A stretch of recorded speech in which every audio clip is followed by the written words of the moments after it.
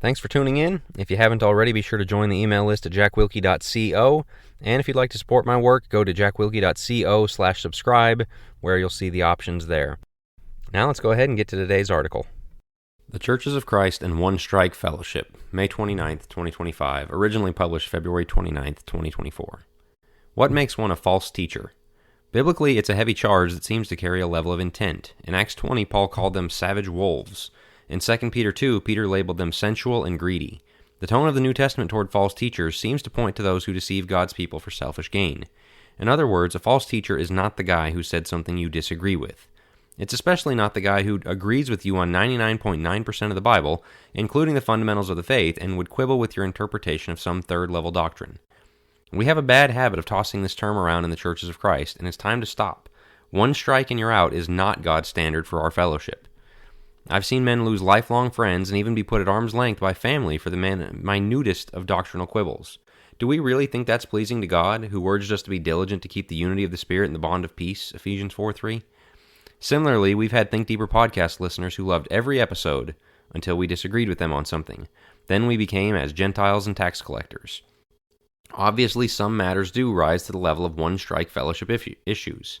If somebody walks in and says, Muhammad is actually God's final prophet, or the resurrection is a nice story meant to inspire us, but it didn't actually happen, or all you need to do is say this little prayer and you're going to heaven, yeah, we should take issue with it. In other words, first-level doctrines can't be violated. But that's our problem. What's a first-level doctrine? Anybody can make any doctrine a first-level doctrine and thereby turn it into a purity test. And the temptation for anyone who agrees with them will be to also make it into a purity test.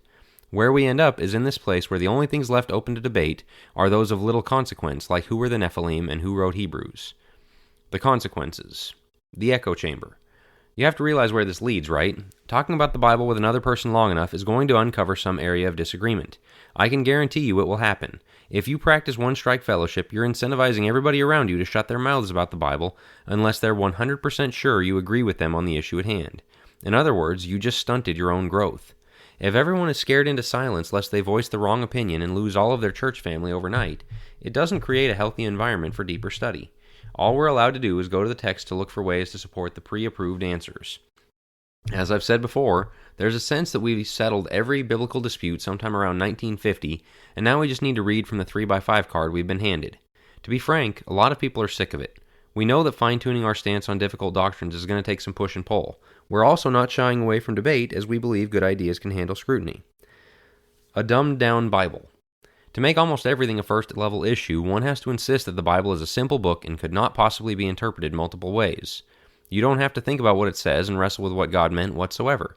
In fact, a lot of people say the Bible doesn't take interpretation at all. I just read what it says, they say, ignoring the interpretive stance they've taken that was handed them by others who also did a good bit of interpretation.